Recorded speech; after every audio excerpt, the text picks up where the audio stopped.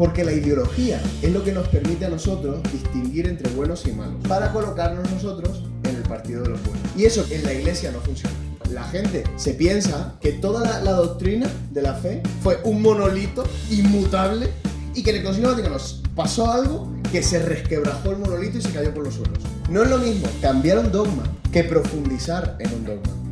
Bienvenidos a un Nova Contracorriente, el primero del curso, con un invitado así además especial. Este año, si Dios quiere, habrá muchos invitados especiales. Recuerdo que la visión de Contracorriente es un poco ser, quizás un poco ambicioso, pero ser un lugar de referencia, de formación cristiana en Madrid. O sea, que si alguien sepa, quiere ir a una charla buena cristiana, pues diga, Contracorriente, de Semper, ¿no? de avanzada. Entonces, que pueda venir. Pero bueno, en realidad, os presento a Abel de Jesús. Es teólogo, he buscado y no estoy seguro si eres licenciado en Teología Dogmática, es licenciado. Eso es lo que yo he hecho en Teología Moral, pero él ha terminado. A mí me falta el TFM, pues él de verdad. Y además habiendo estudiado de verdad por lo que vemos en sus vídeos. Entonces, y además es, youtuber, influencer, no sé qué, pero en realidad creo que lo más importante es que es teólogo y que anuncia la verdad. Y además de una manera que a mí personalmente me gusta mucho, porque no es, al menos es la percepción que yo tengo cuando he visto sus vídeos, no es que rompe, sino que busca la verdad teológica detrás y no es estos son los buenos y estos son los malos, como muchas veces caemos. Los que estuvisteis en misa el miércoles, me perdonáis que haga la misma anécdota, pero al Madrid le quitaron 2 penaltis el martes en Champions y salió la noticia de que el equipo que más penaltis le han pitado en Champions es el Madrid. Entonces ya saltaron todos, ¿no ves? Ahí está la prueba empírica de que el Madrid es ayudado por la UEFA y por eso tiene más Champions. Por una simple búsqueda en ChatGPT te muestra que el Madrid tiene, creo que son 10 penaltis más que el Barça, solo 10, con 200 partidos más en Champions. Entonces, ¿quién tiene más penaltis por partido? El Barça. ¿A qué voy? Que a veces caemos con mucha facilidad en quedarnos en el titular y no vamos a la verdad profunda de las cosas, ¿no? Y eso, por el tema de hoy, creo que nos puede suceder muchas veces, el Concilio Vaticano II, ¿no? Están los progres y los conservadores. Y están los rojos y los buenos, o los buenos y los malos y los tradicionalistas lefebristas. Bueno, caer en eso es una locura, ¿no? Y como cristianos estamos llamados a un pensamiento complejo, un pensamiento que vaya más allá de las meras etiquetas. Entonces, justamente, porque Abel creo que eso lo hace muy bien en sus vídeos de YouTube, en todos los análisis que yo he visto, pues desde Fiducia Supplicans, que es todo un marrón analizarlo, el pontificado del Papa Francisco, los retiros FETA, todo lo ha analizado muy interesante. Entonces, por eso le hemos pedido que pueda venir hoy para señalarnos luces y sombras justamente del Concilio Vaticano II, que fue, creo que sin lugar a dudas, el gran acontecimiento eclesial del siglo XX, pero que tan bien o tan mal fue interpretado, llevando a muchos excesos en muchas cosas. Entonces yo no tengo nada más que decir, el importante hoy es Abel, y os dejo con él, y portaos bien, por favor, que hay visita, ¿vale? Nada más.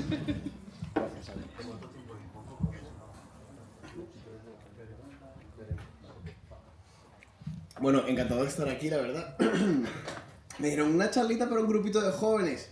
Yo que viene aquí al ladito y cuando veo esto parece la verbena del pueblo por la afluencia de gente, así que estoy muy contento. Después me mandaron hicieron un diseño gráfico, una de vuestras compañeras, para promocionar la charla y cuando yo lo vi dije, ¿a qué congreso me han invitado? O sea, que no...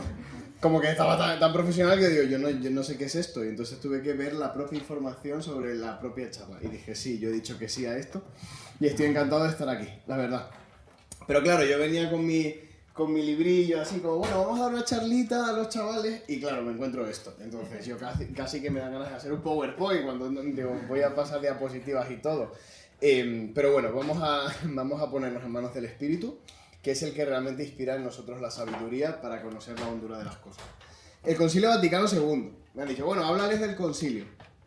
El concilio es una movida, porque yo no sé vuestro nivel de teología, no sé vuestro nivel de conocimiento dogmático, tampoco sé cuánto sabéis o no del Concilio Vaticano II, y entonces no sé por dónde empezar. ¿Me podéis ayudar un poquito con esto? ¿Qué sabéis del Concilio Vaticano II? A ver, ¿alguien podría situar en qué década del siglo XX está el Concilio Vaticano II? Que levanten la mano los que saben más o menos dónde está el Concilio Vaticano II.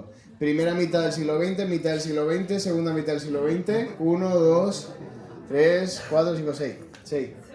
Un 7% de la población activa, ¿sabes? ¿Alguien podría decirme alguna de las 4 constituciones del Concilio Vaticano II? ¿Sí, alguna? Una persona, 2...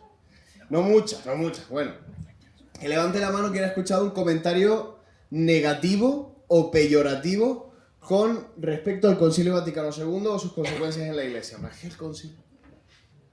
Más gente. Es que culpa del concilio, ¿no? ¿Quién ha oído hablar, quién podría decir alguno de los teólogos que participaron en el Concilio Vaticano II? No os voy a preguntar, ¿vale? No voy a decir, dime uno, sino quién cree que sabe alguno de los teólogos. Vale.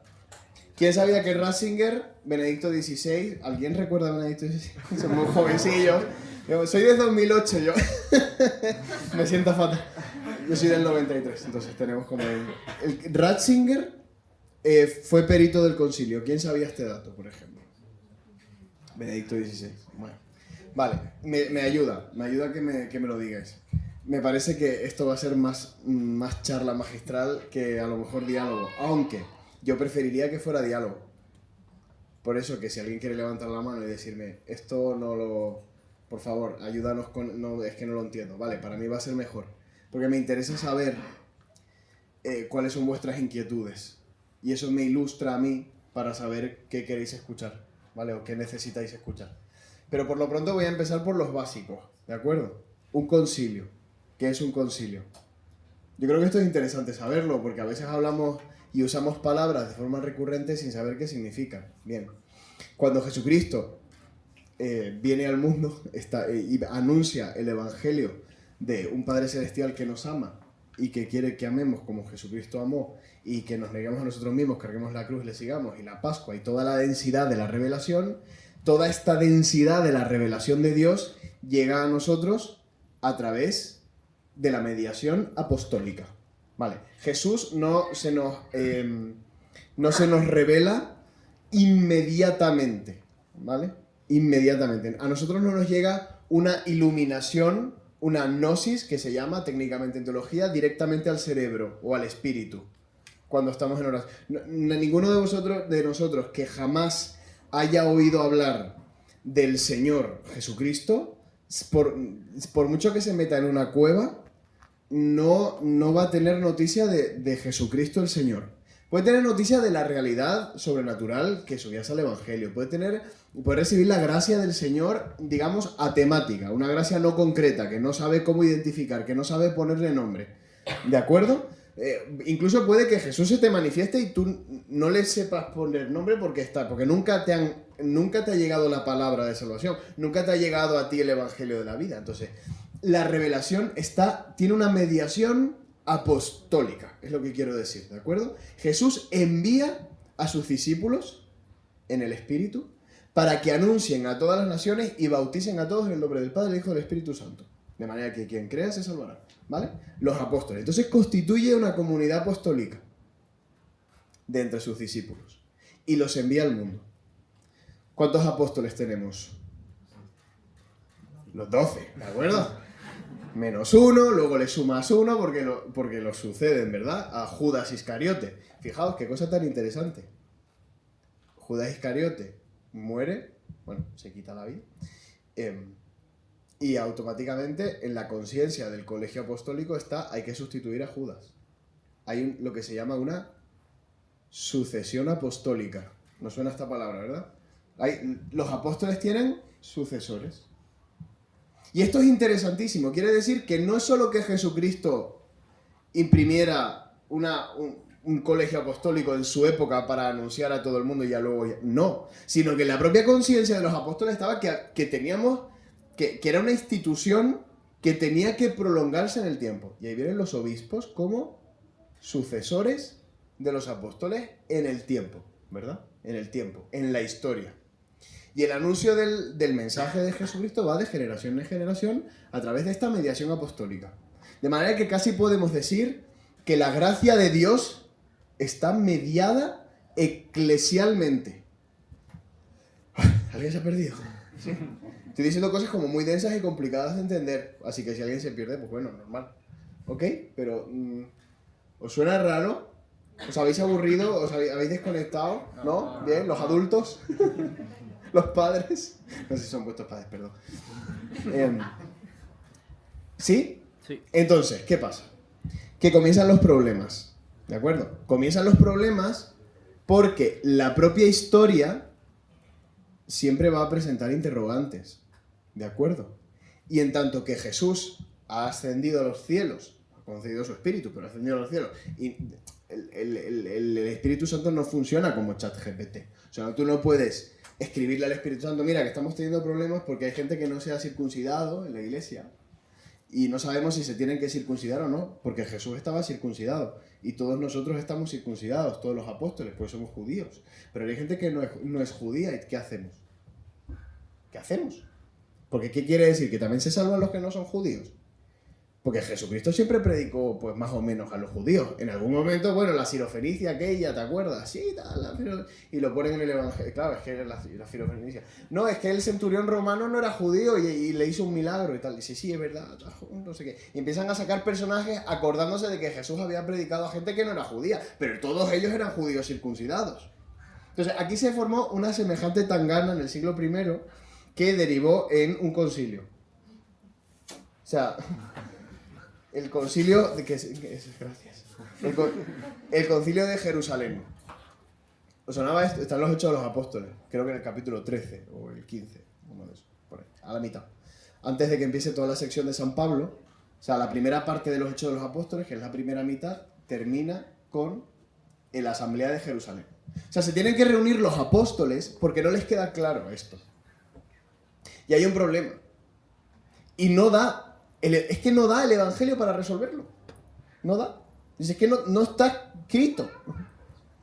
No está escrita la solución. No sabemos si se tienen que circuncidar o no. No sabemos. No tenemos ni idea. Y eso pasa muchas veces hoy también, ¿eh? En temas diversos. Bueno, es que no, el Evangelio no dice nada de inteligencia artificial. O sea, ¿cómo lo afrontamos? El Evangelio no dice nada sobre piratear. Yo qué sé. Es que el Netflix está caro. Entonces, piensan los debates en nosotros. Y digo, no está en el Evangelio, es que Jesús no habló de Netflix. Y entonces, que la mediación, de nuevo, la mediación eclesial. La mediación eclesial. La iglesia es la que tiene la autoridad para, con su enseñanza, su magisterio, que eso significa, poder aterrizar la doctrina de nuestro Señor Jesucristo. Para nosotros, en nuestra época. Y cada época trae desafíos distintos. Y el magisterio tiene que ir amoldándose, tiene que ir dando nuevas respuestas, tiene que ir haciendo profundizaciones dogmáticas, tiene que dar frutos por un lado o por otro, precisamente para defender y salvaguardar la integridad del depósito de la fe, que es la revelación de nuestro Señor Jesucristo. Esto no es adaptar para cambiar. Ay, es que esto suena mal hoy. Esto del matrimonio para toda la vida suena mal, pues vamos a cambiarlo. No es eso, no es eso. Es que hay nuevas preguntas sobre el matrimonio que exigen nuevas respuestas y que exigen nuevas profundizaciones para salvaguardar la integridad de la palabra de nuestro Señor Jesucristo sobre el matrimonio. ¿De acuerdo?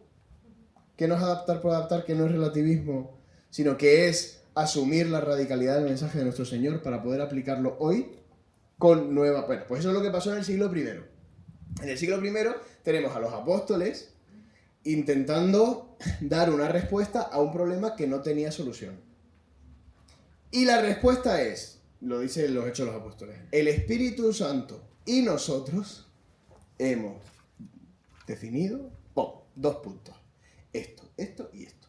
Y se estableció que los paganos eran partícipes igual de la alianza de nuestro Señor Jesucristo y que no tenían que circuncidarse y que no había que aplicarles a ellos el peso de la ley mosaica entendida como preceptos a observar.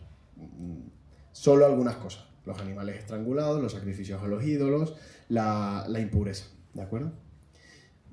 Pero no mucho más. Y aún eso no se respetó.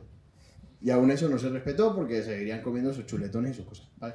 A eso voy, que las cosas... Nosotros, ¿por qué? Dime, Abel, ¿por qué estás contándonos todo esto si venías a hablar del Concilio Vaticano II? Bueno, porque es que no vamos a entender el Concilio Vaticano II si no entendemos esto de la mediación, de la sucesión apostólica y de la mediación de la Iglesia.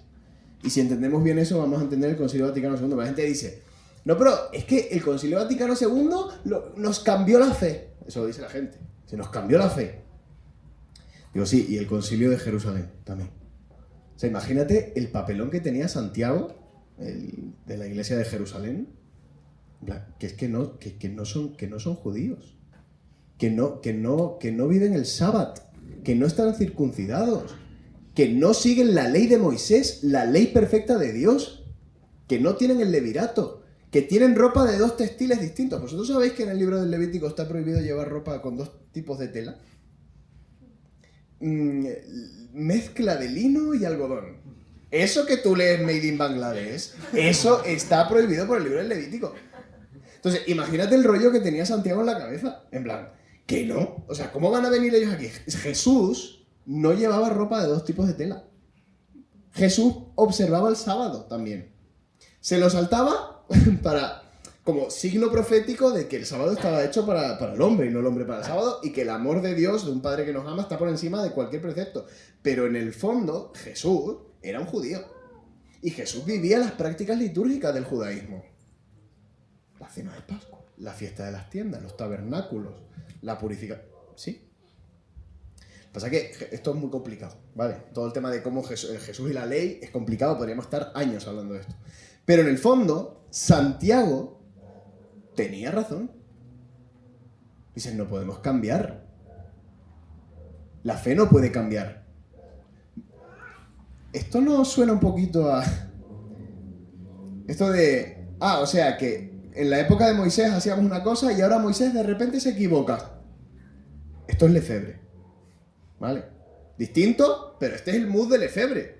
Y decimos, ¿Lefebvre tiene razón? Bueno, Santiago tiene razón. O sea, pues sí, pues a lo mejor tienen algo de razón. Pero es que la dinámica de la Iglesia Apostólica es compleja, es dinámica, es viva. El Espíritu Santo concedió el don de la fe a los paganos. Y te callas la boca, porque el Espíritu Santo tiene primacía sobre nuestras consideraciones racionales particulares. Y Santiago tenía unas consideraciones racionales particulares en las cuales tenía toda la razón del mundo. Es decir, la ley mosaica hay que observarla. Y él, probablemente Santiago, siguió observando la ley mosaica en la mayor parte de sus preceptos. Y un fariseo que se metió en la comunidad apostólica, pues también intentaría seguir viviendo esa identidad de la primera alianza, que nace y que se traduce en todos los códigos legislativos del Levítico y del Deuteronomio. Pero el caso es que la Iglesia tuvo que adaptarse. No por arbitrariedad magisterial, no por caer bien al mundo, o no para caer bien a los paganos, sino porque el Espíritu Santo con sus dones precedía a la Iglesia. Este silencio a mí ya me da que pensar. Sale un sudor frío. Digo, padre, dígale que se vaya. ¿Todo bien? Sí. ¿Todo bien? Sí. Vale. Un poco así como digo, madre mía. Bueno, el Concilio Vaticano II. El Concilio Vaticano II fue un evento también salvífico. Es decir, el Espíritu Santo primereó, como decía el Papa Francisco, ¿no? El Espíritu Santo transformó muchas cosas en la Iglesia. Y la Iglesia tuvo que dar respuestas a situaciones nuevas, pero no menos que en el Concilio de Nicea, primer concilio ecuménico. ¿Sabéis la lista de los 7 concilios ecuménicos, no? Más o menos. Es que ha habido más. O sea, la historia ha estado llena de concilios. Los concilios de la Iglesia indivisa, que son los 7 primeros hasta el siglo VIII, son el Concilio de Nicea, el Concilio de Constantinopla. ¿Os suena el credo niceno-constantinopolitano? El credo largo. Vale, pues viene de ahí. ¿De acuerdo? Nicea, Constantinopla, Éfeso, Calcedonia, Constantinopla II, Constantinopla III, Nicea II, y esos son los 7 concilios ecuménicos de la Iglesia. Y ya luego estaba Arles también, los sínodos locales, el concilio de Elvira, luego vinieron los concilios de Letrán, los concilios de Lyon, los concilios de tal, los concilios de... Concilio de Trento, os suena, ¿verdad? Concilio de Trento, historia, bachillerato será el Concilio de Trento, tenéis que saberlo, ¿vale? Es Constantino, Concilio de Trento, la historia de la Iglesia básica, elemental. Y sigue, y Concilio Vaticano I, se cancela, las tropas, no sé qué, el Papa se tiene que reunir unos cuantos, muy peligroso todo, Concilio Vaticano II. Y llega el Concilio Vaticano II, que es el último que se ha celebrado. ¿De acuerdo? Pero claro, es que cada concilio... Nosotros tenemos un problema en realidad. Y es que desde fuera, me pasa a mí, por ejemplo, yo qué sé, con... ¿Qué digo yo? Con la música... yo qué sé, el romanticismo. La música del romanticismo. A mí me parece que hay dos compositores en romanticismo. Que son Wagner y otro. Supongo. Pero por poner otro, porque no conozco más. ¿Me explico? O sea, porque no sé nada del romanticismo. ¿Me explico? Y como no sé nada, lo veo súper simple desde fuera. Digo, el romanticismo. Pues música que tiene como muchas trompas. ¿Sabes? Como, que suena de fondo. El romanticismo suena como... Pero porque no sé nada más del romanticismo. Pues la gente que a veces no sabe nada de magisterio, de la iglesia, se piensa que... A ver cómo lo digo. Que toda la doctrina de la fe fue un monolito inmutable, sólido, desde Jesucristo hasta el Concilio Vaticano II. Y que en el Concilio Vaticano pasó algo que se resquebrajó el monolito y se cayó por los suelos. Y todo se cambió. Y nos cambiaron la fe. Y nos cambiaron el Padre Nuestro. ¿Vale? Y la liturgia y todo se destruyó. Esto, que tiene algo de razón por lo que pasó después, que vamos a hablar, no es cierto. No es cierto. La doctrina no era un monolito. No era todo uniforme, perfecto, hasta que el terrible modernismo entró y los humos de Satanás entraron a la iglesia por las grietas del Concilio Vaticano II, como dicen los tradicionalistas. No pasó eso. Bueno, que entró Satanás sí, pero no que no había entrado antes, ¿me explico? O sea, que grietas había habido toda la vida. Toda la vida había habido grietas. Siendo un concilio cualquiera, pero es que os diré los problemas que había en ese concilio. Si queréis, el concilio de Calcedonia, el concilio de Calcedonia, por ejemplo, que intentó decir que cómo se daba la humanidad y la divinidad en Jesucristo. Dice, sin división, sin confusión, sin mezcla, sin separación, sin no sé qué. Esto era una fórmula de unión entre escuelas que estaban peleadísimas entre sí. Pero mucho más peleadas que progres y tradis en la iglesia ahora mismo. Mucho más. Hasta el punto de excomuniones los unos a los otros, no sé qué. Teníamos la escuela de Alejandría, la escuela de Antioquía, y se llevaban a muerte y pensaban totalmente distinto. No, vosotros sois unos monofisitas, le decían a los de Alejandría. Y pues vosotros sois unos nestorianos, le decían. Y se insultaban. Se pegaban. Nosotros todavía no nos hemos pegado. Yo no he visto a nadie pegarse por la hipóstasis aquí. En plan, eres un homoiusiano. Dice, no se pega la gente por eso. Se pega por el Madrid, por esas cosas, ¿sabes? Por la vuelta ciclista, por cosas que la gente se pega hoy. Pero hoy la gente no se pega por cuestiones dogmáticas, doctrinales. Antes sí. Y en la cola del pan, la gente iba a la panadería y se daba. Dice, ¿tú qué eres? ¿Homoiusiano? ¿Anomeo? Dice, ¿Anomeo serás tú? Vale. Es hilarante hoy, ¿no? Pues pasaba eso. Hoy no hemos llegado ahí, pero quiero decir que conflictos ha habido siempre. Y entre santos. Ha habido santos que no encajaban teológicamente entre sí. Y los dos son santos. Y si vamos a la Sagrada Escritura, que ahí no me he querido meter para no quitarle la fe a nadie, ya os ha pasado. Espero que no haberle quitado la fe a nadie. No, pero es verdad que en la Sagrada Escritura hay profetas que profetizan cosas distintas en un mismo acontecimiento histórico. Y los dos es palabra de Dios, me explico. O sea, que no pensemos que la doctrina de la fe... O sea, nosotros no somos musulmanes. Nosotros no pensamos que el ángel Gabriel anunció las suras al profeta palabra por palabra en árabe. O sea, nosotros no pensamos que, como en la serie de Chosen, que estaban los evangelistas allí sentados. ¿Habéis visto la serie de Chosen? ¿Os dejan ver la serie de Chosen? Que están los evangelistas ahí con una libreta. Está Jesús hablando con Nicodemo y está Juan, que es el que escribe el diálogo de Nicodemo, detrás de la escalera así, escribiendo. ¿Qué dice? ¿Qué ha dicho? Y el otro, ha dicho que el que no nazca de nuevo. Y él, ¿sabes? Eso, que es una concepción evangelista, no católica, es que no pudo haber pasado así. ¿Vale? No tenemos una revelación chatgptesca, taquigráfica de la revelación. Eso no existe para los cristianos. Eso es ser evangélico. Si tú quieres ser evangélico, sí. Si quieres ser musulmán y tener una visión coránica de la revelación, sí. Pero mientras seas católico, que sepas que vas a necesitar concilios ecuménicos. Es decir, y ahora vamos al concepto de concilio. Concilio es, de hecho me lo apunté aquí, una frase que tiene el Catecismo de la Iglesia Católica. Dice,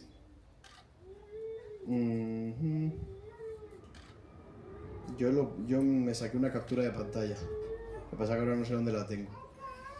Aquí. Porque es muy interesante lo que dice el Catecismo en esta cuestión. Dice, ¿dónde tengo yo las capturas de pantalla? Aquí. Dice, la potestad suprema sobre la Iglesia universal que posee el Colegio Apostólico se ejercita de modo solemne en el Concilio Ecuménico. La potestad suprema sobre la Iglesia universal que posee el Colegio Apostólico. Es decir, que la enseñanza de los apóstoles y sus sucesores se realiza de forma solemne cuando se celebra un concilio ecuménico. Un concilio viene de con, creo que en latín es con calo, del verbo calo, llamar, es una convocatoria, ¿vale? Llamados juntos, ¿de acuerdo? Igual que sínodo es un camino compartido. Sin griegos con, en griego es con, es lo que hay. Entonces, sínodo, camino compartido. Concilio, convocatoria común de todos nosotros.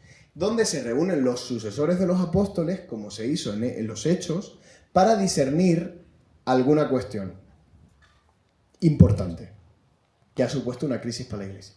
El 98% de los concilios, bueno, dejo un 2% porque la verdad que no me he leído las actas de todos los concilios, pero la totalidad se convocan cuando hay alguna movida en la Iglesia, hay algún problema.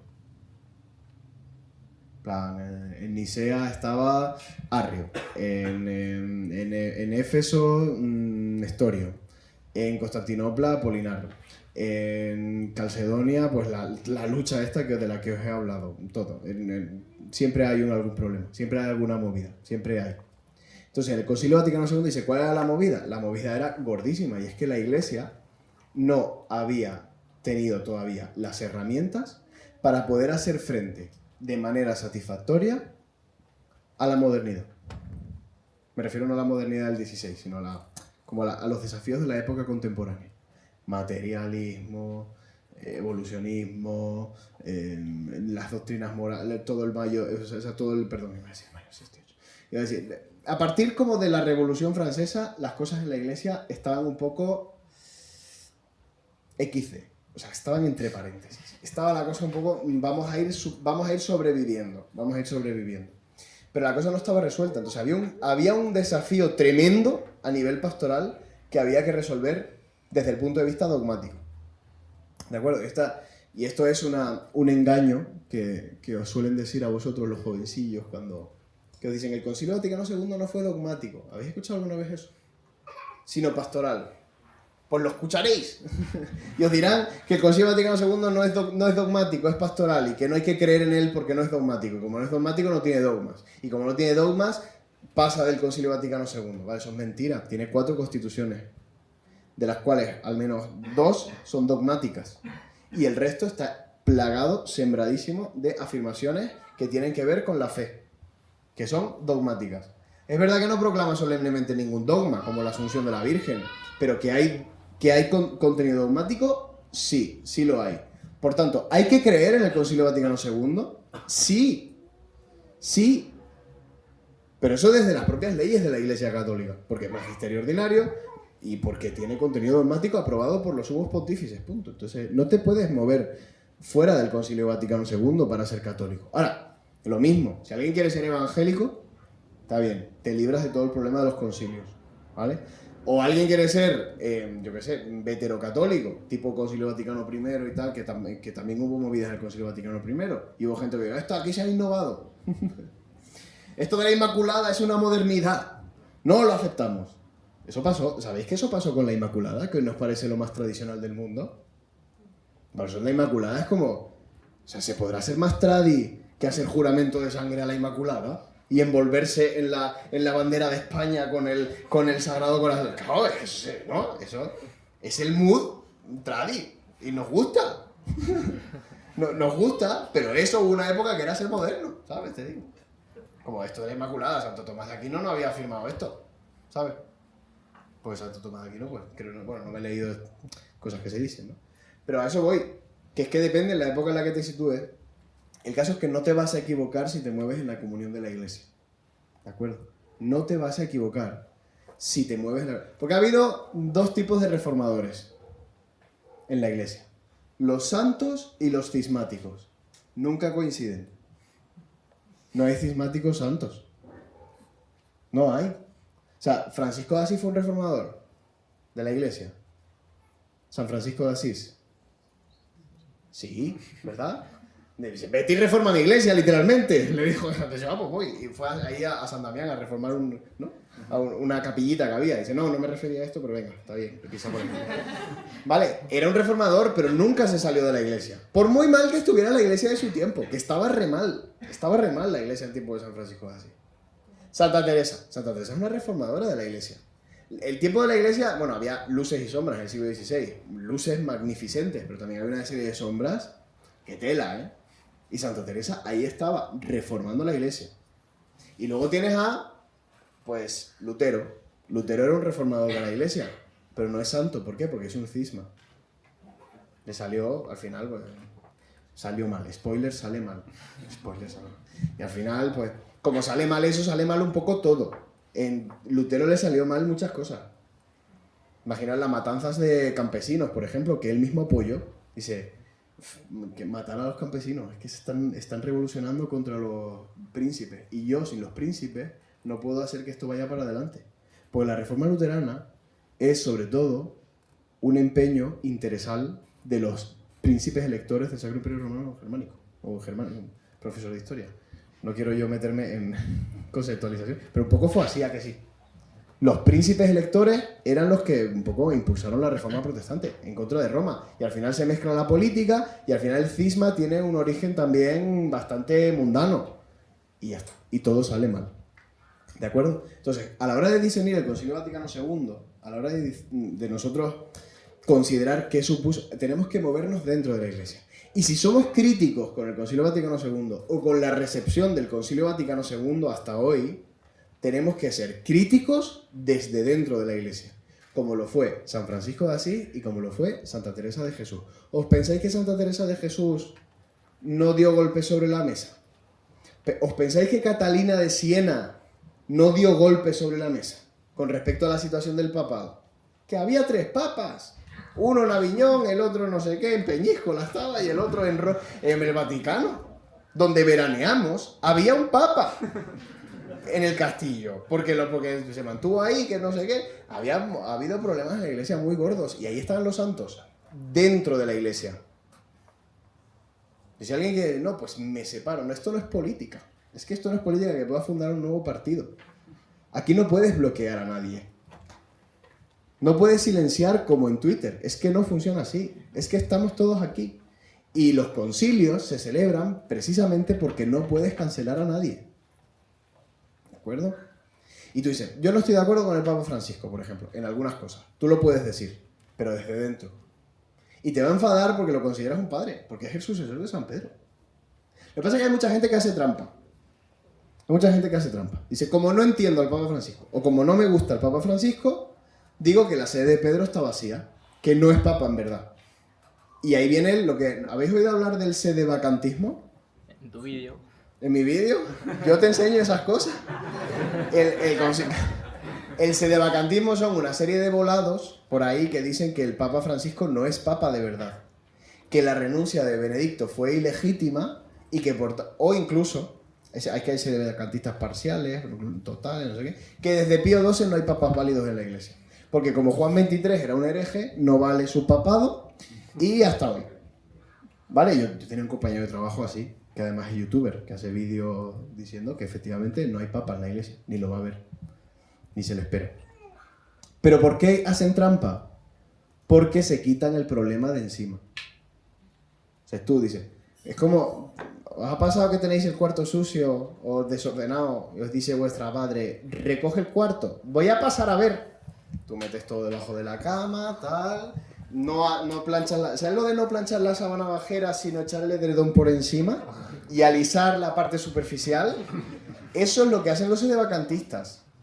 O sea, no atajan el problema, no van a la raíz de la cuestión, sino que extienden el edredón por encima y dicen, no hay papa. Pero el problema sigue ahí. El desafío sigue ahí. ¿De acuerdo? Entonces, negar el Concilio Vaticano II es muy fácil.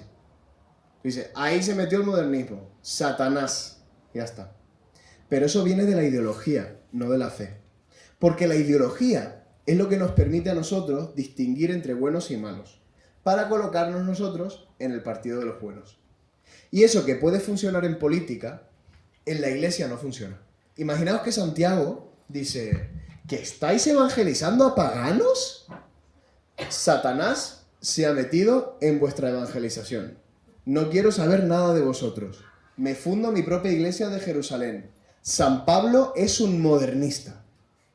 ¿Vale? Un hereje. La iglesia no hubiera prosperado. No hubiera prosperado. Porque siempre que ha pasado eso, la iglesia se ha hundido. Porque no está viviendo conforme al mandato de Jesucristo de que todos sean uno, como mi Padre y yo somos uno. ¿De acuerdo? Esto pasó con las comunidades joánicas, no sé si lo sabéis. O sea, el Evangelio de Juan, pues detrás del Evangelio de Juan había una comunidad muy bonita, espiritual, mística, donde todos eran como místicos, como elevados, les gustaba la oración, les gustaba la contemplación, todo eso, ¿no? Imaginaos, el Evangelio de Juan es súper elevado, súper bonito, ¿verdad? Vale, pues esa comunidad tenía un carisma muy bonito y era particular. Eran como los Hufflepuff, ahí estaba, era aparte. Era una gente que no encajaba, que era rara, pero ahí estaban y era una comunidad muy bonita. Pues ¿qué pasa? Que ellos pensaban tener el Espíritu Santo de su lado. Es que el Espíritu Santo nos ilumina, nos ayuda. ¿Qué pasa? Que empezaron a ver como discrepancias por cosas. Y se separaron como en dos grupitos, en plan, no, es que yo pienso que esto. Y el otro decía, yo es que no pienso así. Y el otro, pues que sepas que nosotros tenemos el Espíritu Santo. Y los otros, no, también nosotros tenemos el Espíritu Santo. Dice, no, es que el Espíritu Santo no puede decir cosas contradictorias. Entonces, vosotros estáis equivocados. Dice, no, vosotros estáis equivocados. Y empezó, se extinguieron. Porque los dos consideraban tener el Espíritu Santo de su lado. Y Brown, que es el mayor estudioso de los estadios redaccionales del Evangelio de Juan, dice, se extinguieron por eso. ¿Veis cómo la ideología se puede meter para dividirnos? ¿No? Esto de modernista o progre en la iglesia es como decir, cuando la gente nos llama, dice, eres un facha o eres un nazi, te dicen. O sea, ¿a qué te refieres con nazi? O sea, que tú crees que yo todas las noches me leo el Mein Kampf para ver qué hago al día siguiente. Porque eso es ser nazi, hasta donde yo... O sea, no sé. Pero si tú vacías de contenido la palabra nazi, se la puedes llamar a cualquier persona. Si tú, facha, ¿qué es facha? Facha no significa nada en realidad. Es una palabra ideológica que sirve como anestesia mental para evitar tener que confrontarte con los argumentos de la otra parte. Entonces te anestesia, no es que es un facha. No diálogo con facha, me voy a Blue Sky. Entonces, claro, pero lo que estás haciendo es pasar el edredón por encima. Entonces, en la iglesia esto de facha o progre no sirve. No es propio de la dinámica de la tradición apostólica. La regula fidei, la regla de la fe, el canon, no nace porque unos se insulten a otros y digan, tú eres un facha, tú eres un progre, tú eres un no sé qué. Pues mira este alejandrino, mira, no. Sino que la iglesia, en el Espíritu Santo, tiene que llegar a una inteligencia tan profunda de la fe que ya las diferencias accidentales que haya entre unos y otros no tengan un protagonismo tal como para que la iglesia se divida hasta ese punto. ¿Vale? La gente dice, Ayuso, genocida. Cuando tú dices Ayuso, genocida, es buenísimo porque ya no tienes que dialogar. Nadie dialoga con un genocida. O nadie intenta entender a un genocida. Es un genocida. O sea, ¿cómo voy a intentar entender a...? Pues que lo metan en la cárcel o la pena de muerte o que le peguen un tiro como a Charlie Kirk. Así se trata a los genocidas. Y yo estaría de acuerdo. Digo, joder, un genocida, no lo dejes suelto. Es que puede ser un genocidio.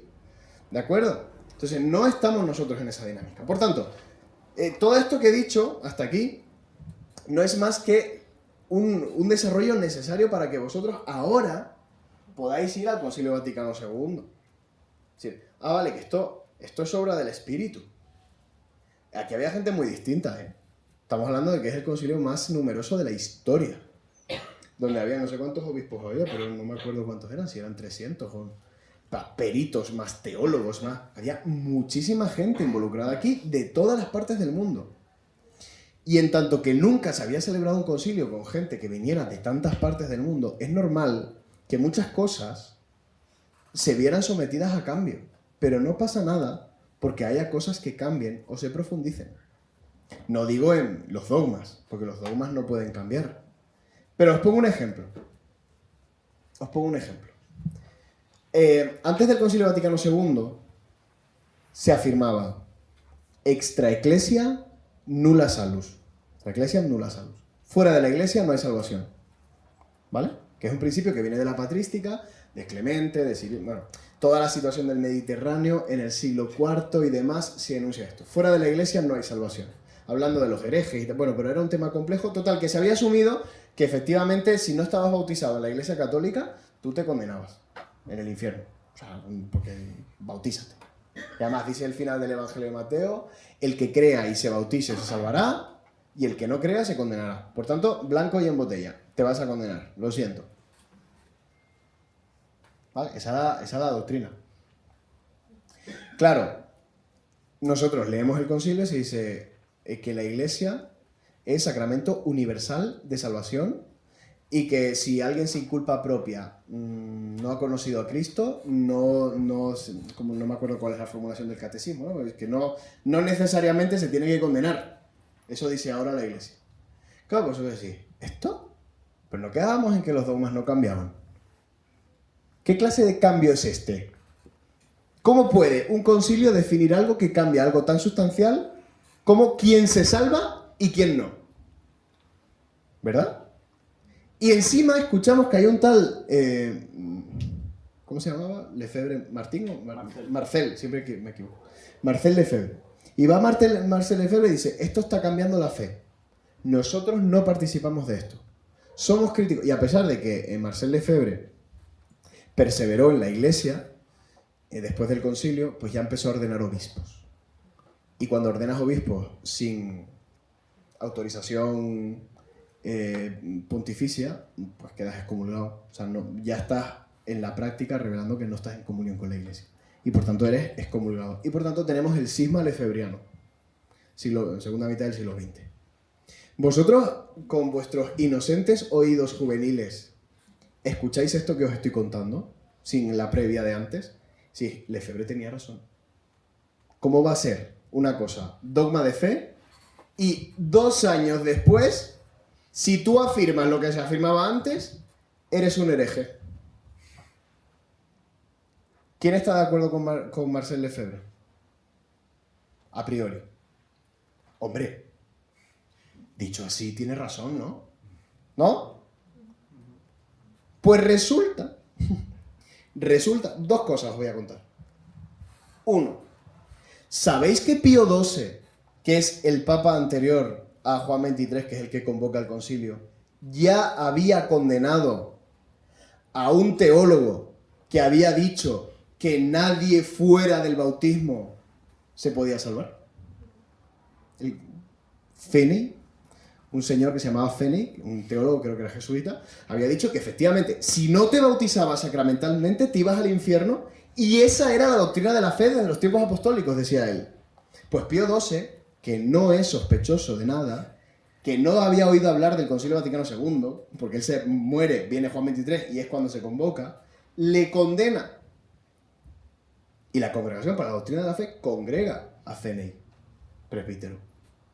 Y tú dices, o sea que esto no es una innovación del Concilio Vaticano II, esto de la salvación. sino que esto ya venía antes del Concilio Vaticano II. Pero esto la gente no lo sabe. La gente piensa que era un monolito hasta 1958-59, más o menos, y que a partir de ahí se desmoronó todo y ahora todo el mundo puede salvarse.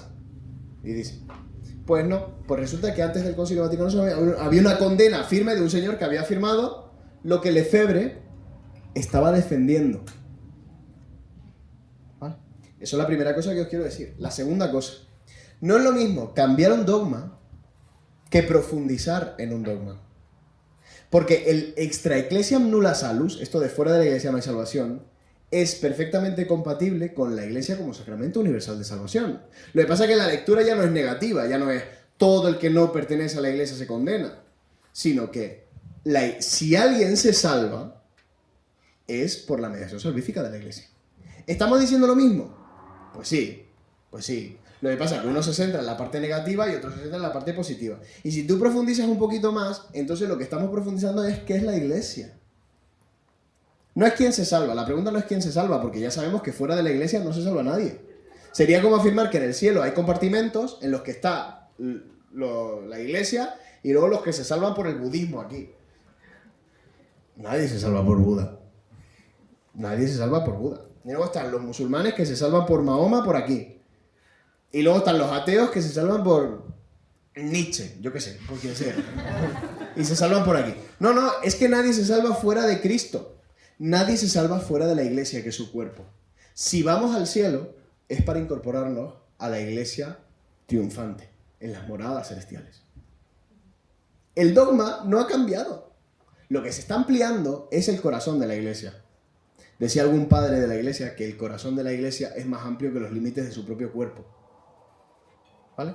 Es decir, que fuera de los límites institucionales de la iglesia, la gracia de Dios también está operando. Y entonces lo que pasó en el Concilio Vaticano II fue que todas estas intuiciones que había y todos estos problemas que la iglesia tuvo que atravesar, en ese momento hubo teólogos que sí tenían capacidad para darle respuesta, que sí habían estudiado griego para leer a los padres orientales de la iglesia, que sí tenían tal conocimiento arqueológico me refiero, no, cuando es de literatura es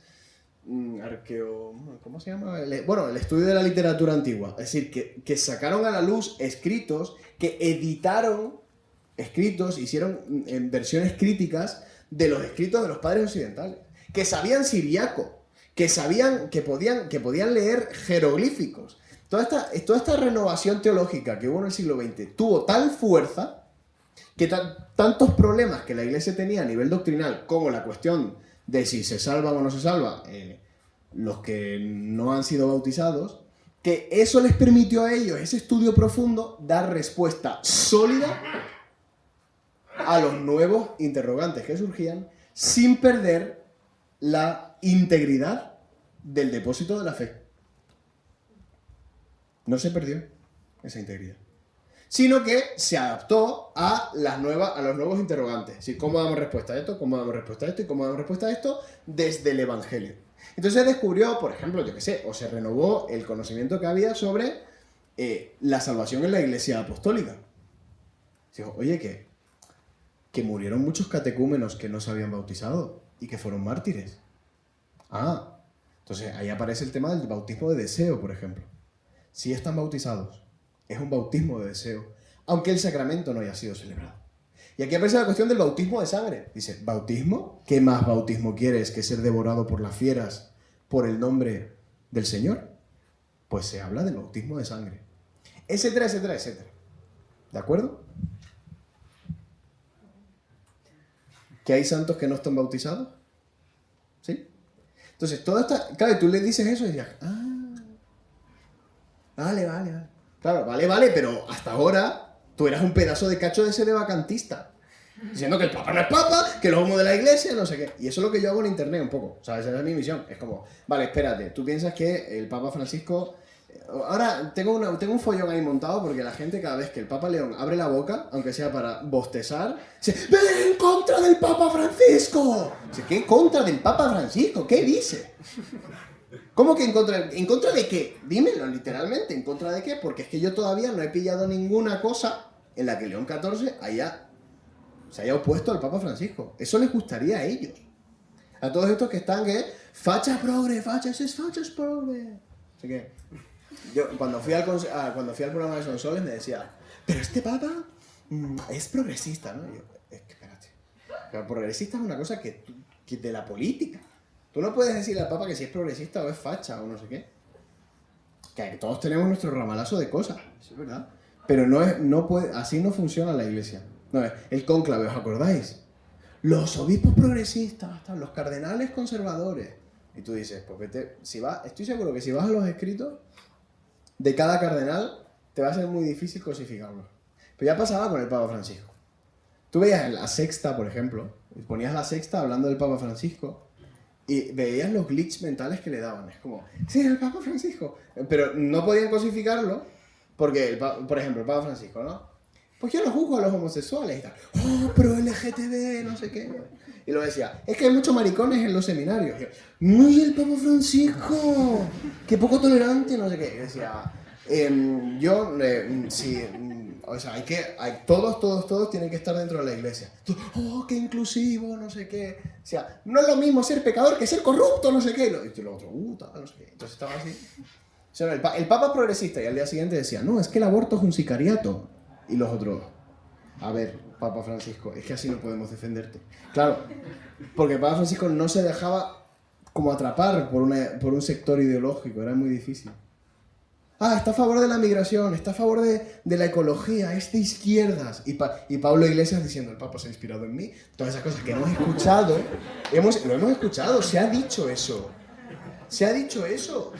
Pero luego el Papa Francisco está en contra del aborto, en contra de la eutanasia, diciendo que la mujer al final que no se ordena, diciendo que el matrimonio no se puede disolver, que no existe el matrimonio homosexual, no sé qué, y todos se quedan así, como, bueno.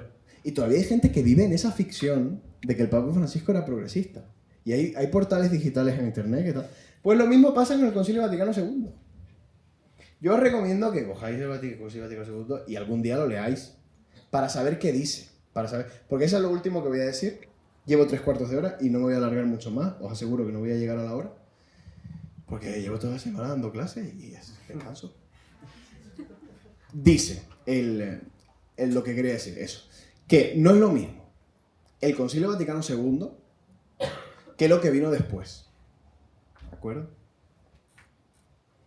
¿Cómo explico esto? Por ejemplo, el Concilio Vaticano II dice que el idioma de la misa, ¿cuál es? La lengua vernácula, ¿no? El latín. ¿Quién lo ha dicho? El latín, o sea, la lengua sagrada es latín. Y dice, se puede adaptar a la lengua vernácula esto y esto. Pero eso es algo que ya había dicho Pío XII. Vuelvo a Pío XII porque para mí es muy importante Pío XII. Porque Pío XII demuestra que muchas de las cosas que se atribuyen al Concilio Vaticano II ya venían de antes. ¿De acuerdo? Entonces, lo de la misa en latín está en el Concilio Vaticano II. La misa debe ser en latín. Lo que pasa es que se adapte, pues, las lecturas, las no sé qué, las peticiones, las cositas para que, ¿sabes? Porque como cambian y la gente no sabe latín, pues hay algunas partes que exigen una participación más activa de los fieles. No que vayan ahí a rezar el rosario en la esquina de la iglesia porque no se están enterando de nada, porque se está haciendo cosas así en la mesa.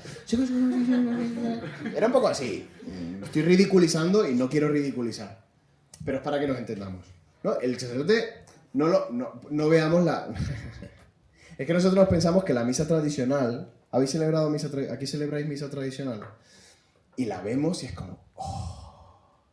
el cura de espaldas, las vidrieras, el violín, a veces ponen el órgano de tubos y tal.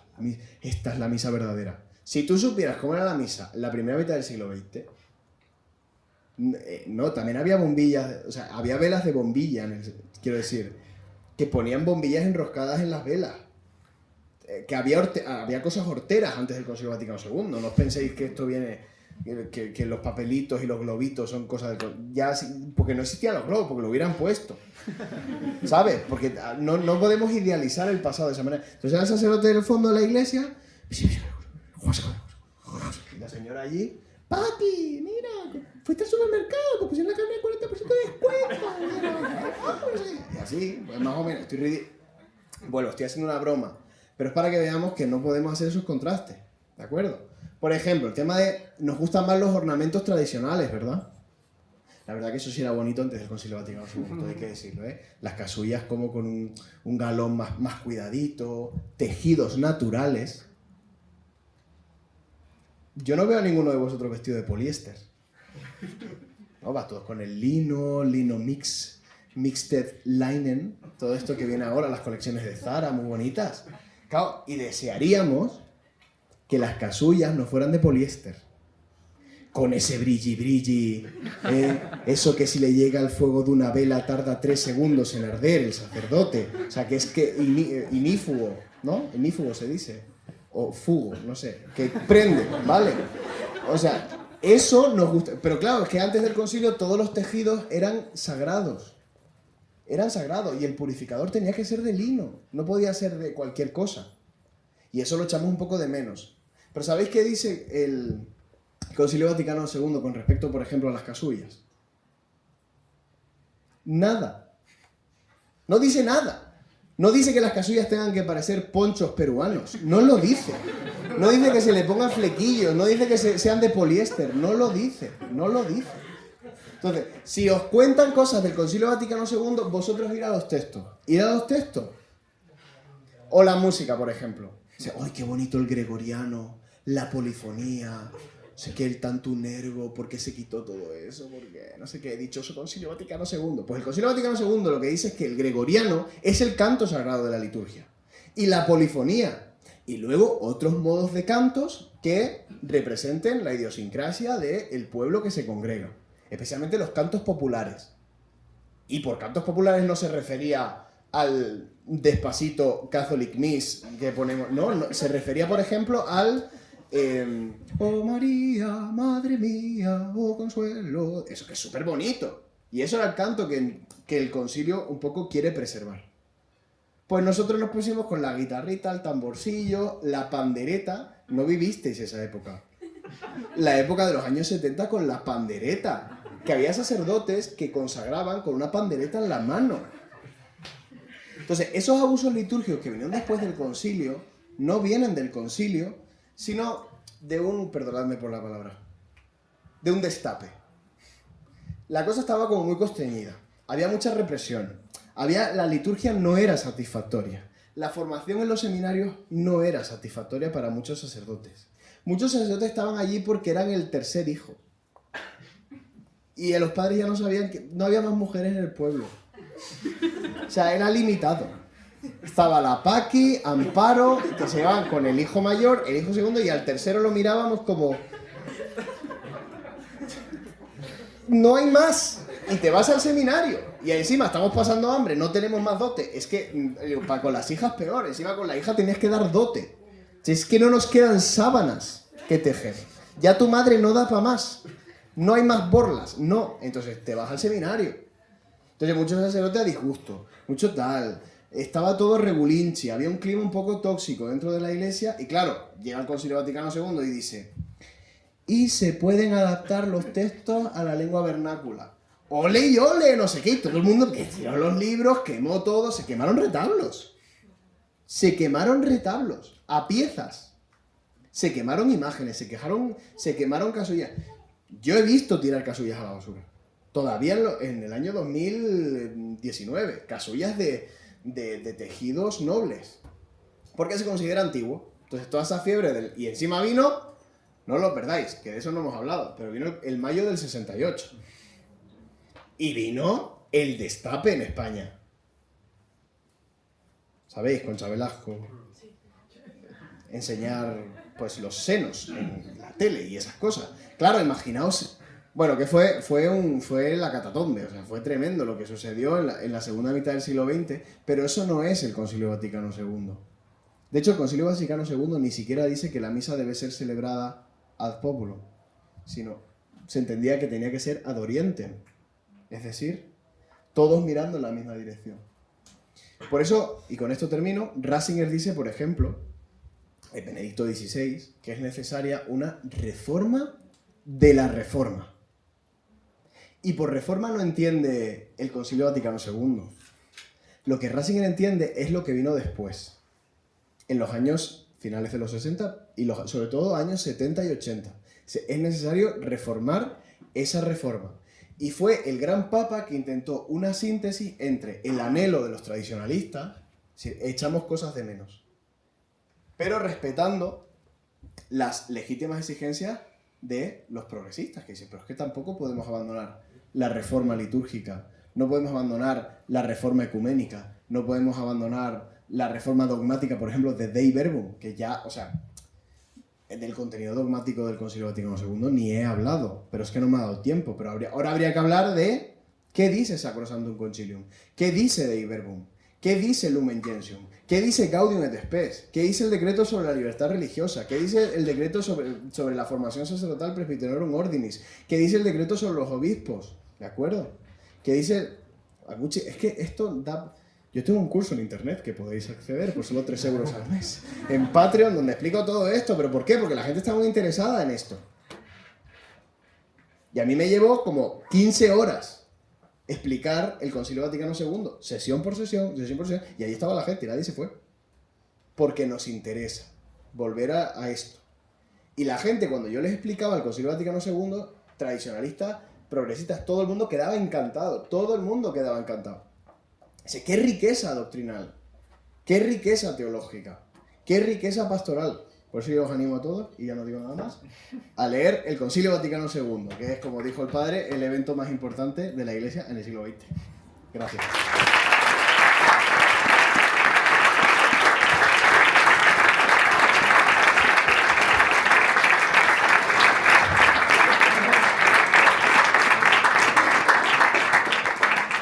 Muchas gracias, Abel. O sea, es un poco tarde, pero a lo mejor una preguntilla o algo así se puede colar, ¿no? O dos. Aquí hay uno que está en tu curso de Patreon de oración, por ejemplo. Y si nadie tiene preguntas... Ah, hay uno al fondo. Qué lejos. Espera, voy. Doy el micrófono para que te escuchen. ¿Quién? Si queréis hacer las dos preguntas seguidas... Pues ya está. Vale. Bueno, Abel, muchísimas gracias por la charla. Yo me he incorporado un pelín tarde, pero bueno. Ha habido un momento que me ha venido luego la pregunta, o sea que igual no lo he apuntado bien, corrígeme si me equivoco, pero has mencionado como que hay dos tipos de reformadores en la Iglesia, los santos y los cismáticos. Sí. Y has dicho que no existen santos cismáticos. A ver, ¿tienes algún ejemplo? Porque... No, te lo digo porque, a ver, yo soy católico, que no se malinterprete nada aquí, pero hace unas semanas estuve leyendo la vida de un santo ortodoxo moderno, no antes de los que antes del cisma, ¿no? Y pues, ostras, yo que me encanta Santa Teresita de Lisieux, pues la vida de este santo me recordaba un poco a ella, ¿no? En cómo vivía la fe, esa radicalidad, ese amor a Cristo. Y, joder, pues eso al final era ortodoxo, es cismático. Yo como católico puedo venerarlo como santo, porque a mí personalmente me ha ayudado, que obviamente hay santos católicos que tienen una vida muy similar y me podría fijar en ellos, pero porque se ha dado así, no por otra cosa. O también otro ejemplo que me ha gustado mucho, los 21 mártires coptos de Libia, de hace 10 años, y son coptos, son cismáticos, pero no lo sé. Sí, es muy buena pregunta. O sea, yo te respondo. O sea, cuando me refería a cismático, es una persona que perpetra un cisma. ¿De acuerdo? O sea, quiero decir, los 12 mártires coptos, son coptos, ¿no? Los 12 que murieron. No son cismáticos a la manera que yo decía cismático. O sea, alguien que hace un cisma en la iglesia. ¿Vale? Lutero es un cismático. Miguel Cerulario. Me explico, esas personas. O sea, yo creo que hay frutos de santidad genuinos en la iglesia ortodoxa, en la iglesia copta, en la iglesia siria, estoy seguro. Me atrevería a decir más, pero lo voy a dejar ahí. Pero sí que creo que hay frutos de santidad. La iglesia no los va a canonizar, o sí, bueno, espérate, porque vamos a ver hasta dónde llega el ecumenismo en esta cuestión. Creo que el Papa Francisco reconoció a los 21 mártires. Algo quería yo recordar de eso. A ver, porque es que la iglesia, o sea, tendríamos que hablar mucho sobre la iglesia oriental. muchas cosas. Es complejo. ¿Quién era la otra? Borja. Ojo que este también es teólogo. Muchísimas gracias por la charla, ha sido muy interesante. Yo solo un comentario que has dicho, ¿no? Dice, el concilio nace del deseo de encontrar las herramientas a los desafíos del mundo contemporáneo, porque la Iglesia estaba como un poco estancada. Yo por polemizar un poco, ¿vale? Por ejemplo, León XIII, el Rerum Novarum, creo que es una respuesta de la Iglesia a un problema contemporáneo que si se lee hoy en perspectiva es profética. Y creo que hay muchas magisterios de la Iglesia previo al Concilio Vaticano II que sí da respuestas. Es verdad que podemos decir que está enquilosada todavía en formas muy tridentinas, porque son más de 500 años sin un concilio. Y mi pregunta es la siguiente. ¿Hasta cuándo vamos a estar con la excusa del espíritu del concilio? Y me explico. Humane Vitae es fruto del concilio. Yo creo que ha sido de las encíclicas más criticadas y por un papa además que vivió el concilio.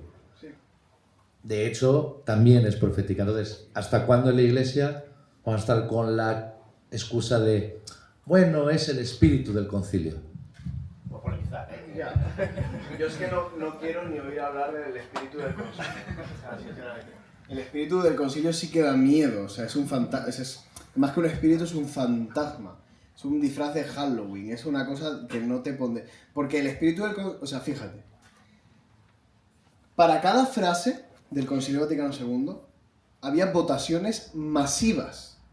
Y cada palabra, salvo en algunos casos que había más trabajo de la comisión preparatoria y demás, pero muchas veces había días y días y días de debate en el aula conciliar por una palabra. Por una palabra. O sea, que cada palabrita de este conjunto de documentos está muy pensada, muy debatida y muy ajustada para conseguir la unanimidad del aula conciliar, que aquí se consiguió. Recordad, hubo unanimidad en la mayor parte de las decisiones conciliares. Había 7-8 personas que votaban en contra, algunas que se abstenían y probablemente porque se equivocaron de botón. Es una locura. Pero quiero decir que muchas... O sea, que había un consenso, si había 3.000 votos, había 2.945 votos a favor. Entonces, con el esfuerzo que costó a pico y pala esculpir esto y sacar cada piedrecita y colocarla para construir este edificio, no me vengas ahora con el espíritu del concilio. Esto del espíritu del concilio no es más que una excusa para saltarte la literalidad que tanta sangre y sudor nos costó. Entonces, ni oír hablar del espíritu que... Esto es como... No, es que está por venir el despertar de los laicos. Pues, a ver, porque estamos en 2025. O sea, que tú dijiste eso en el año 2000, que ya llevabas 25... Quiero decir, que no, que es lo que hay. ¿Qué es lo que hay la gente? No, el Concilio Vaticano II está por aplicar. ¿No has escuchado eso? Está todavía por aplicar. Y yo, pues a ver... Porque los que decían eso ya se están muriendo, ¿eh? Todos. Sí, lo que no hace la teología lo hará la biología, porque es que ya no dais para más, o sea, ya está, se acabó. El concilio dio lo que dio en ese sentido. Yo sí que estoy a favor de que el concilio está por aplicar. Y para aplicarlo hace falta volver atrás en muchas cosas para poder aplicarlo, porque no se aplicó. ¿De acuerdo? Y no digo nada más. Gracias a todos.